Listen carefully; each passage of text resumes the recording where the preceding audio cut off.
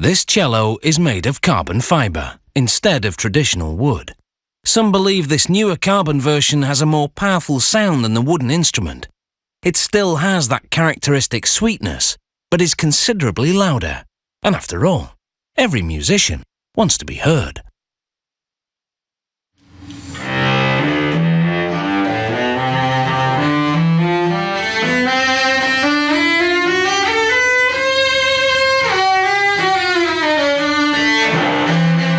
The carbon cello is the masterstroke of a Boston symphony cellist who noticed waves resonate loudly against carbon fibre bolts.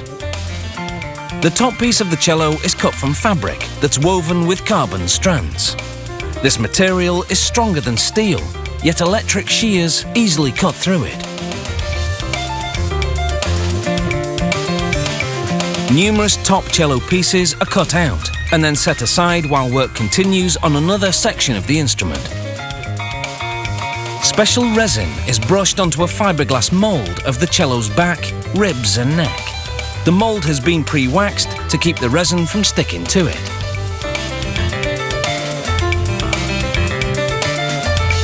The idea is to saturate this large piece of carbon fabric with resin as it's tucked into the curves of the mould. It's smoothed down to get rid of any bubbles that could affect the cello's tone. More resin is brushed onto the other side of the fabric.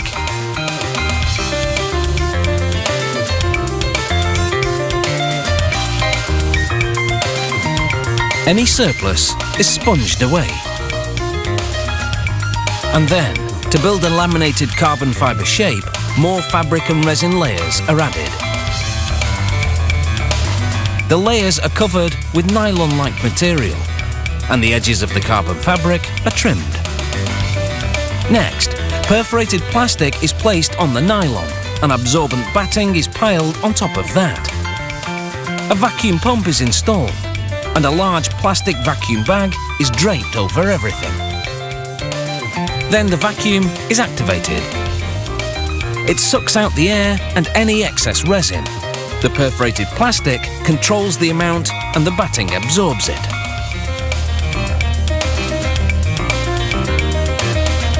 While it's still under vacuum, the whole thing is put in an oven to bake the carbon fibre layers together. After the batting and plastic are peeled away, it comes out looking like this. The layers have fused together, and the shell has a sleek look to it.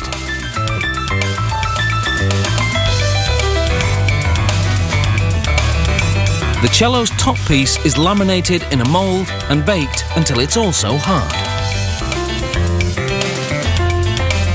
Using a bandsaw, the ragged edges are trimmed off and sanded for a smooth finish.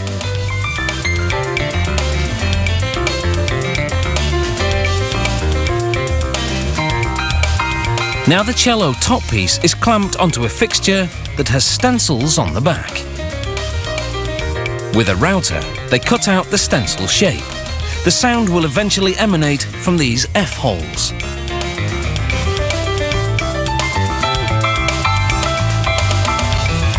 The company label is glued to the inside of the cello's back section.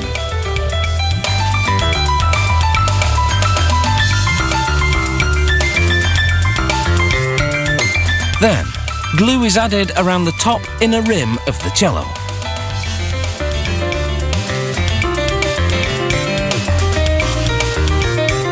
The back is taped tightly in place while it hardens.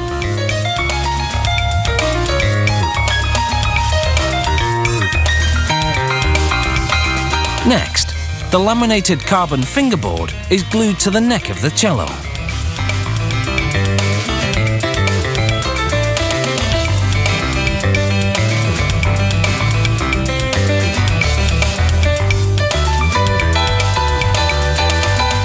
Holes are drilled into the peg box, and pegs which are used to tighten the strings are inserted.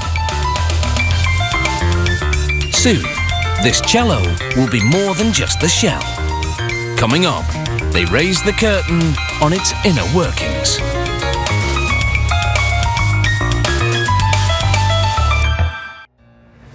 never slow up, no I don't take shit, I got no